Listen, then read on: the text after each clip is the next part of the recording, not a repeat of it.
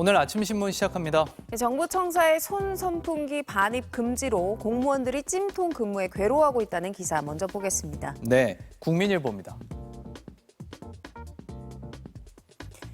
정부가 올해도 정부 청사 내 손 선풍기의 반입을 제한했는데 무더위가 본격화하면서 공무원들의 불만이 높아지고 있다는 기사입니다. 지난 2017년 경기 파주시에서 중국산 배터리를 탑재한 손 선풍기 폭발 사고가 발생한 이후 세종을 비롯한 모든 정부 청사는 화재 예방 차원에서 손풍기 반입을 금지하고 있는데요. 정부 청사는 전기 절약을 위해 여름철 실내 온도를 26도에서 28도로 유지하며 이마저도 오후 6시 이후에는 끄고 있습니다. 이 때문에 야근이 잦은 중앙부처 공무원들은 화재 예방하려다 우리가 먼저 쪄죽겠다고 토로하고 있고요. 손 선풍기를 제외한 중국산 배터리를 쓴 다른 전자제품은 모두 청사에 반입이 가능하다는 점에서 공정하지 않다는 문제도 제기되고 있습니다.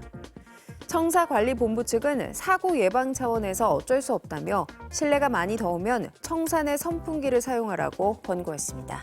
다음은 동아일보입니다. 한여름이 다가오면서 모기에 고통받는 분들 많으시죠? 강남구는 서울 시내 자치구 최초로 드론을 활용한 방역을 하고 있습니다. 드론으로 하천변과 등산로, 경사면 등 사람이 진입하기 어려운 방역 사각지대에 효과적으로 접근할 수 있다고 하는데요.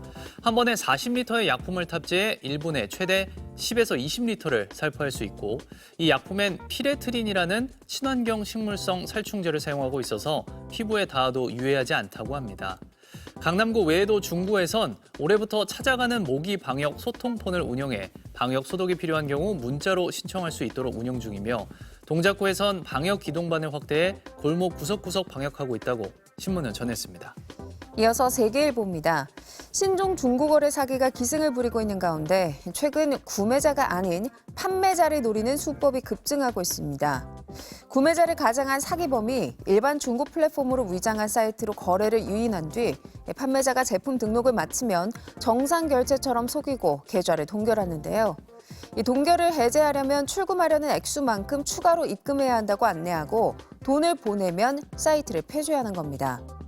사기범들이 전화번호와 홈페이지만 바꿔가며 동일한 범행을 지속하고 있어 피해가 확산하고 있는데요. 사기 정보 공유 사이트인 더 치트를 조사한 결과 사기 번호별 누적 피해 금액은 1,100만 원에서 많게는 3,200만 원에 달하는 것으로 나타났습니다. 하지만 이들은 해외에 근거를 두고 있어 신고를 해도 경찰이 수사하기가 쉽지 않다고 신문은 전했습니다. 다음은 지역신문 기사 살펴보겠습니다. 먼저 매일신문입니다. 동대구역에 이어 경북도청 앞 천년숲 정원에 박정희 전 대통령 동상이 들어선다는 기사입니다. 박정희 대통령 동산 건립추진위원회는 지난해 11월 시민주도 모금 운동을 통해 대구에 박 전 대통령 동상을 세우겠다며 출범한 단체인데요. 국민 성금 10억 원을 모금해 박 전 대통령의 출생일에 맞춰 경북에서 10m 높이의 동상을 세울 계획입니다. 추진위는 지난 3월 경상북도에 동상 건립을 요청했고 도가 이를 수용했습니다. 경북도는 전남도청 앞에도 김대중 전 대통령 동상이 있는 만큼 민간 차원에서 건립하는 데 문제 소지가 없다는 입장이라고 신문을 전했습니다. 끝으로 중부매일신문입니다.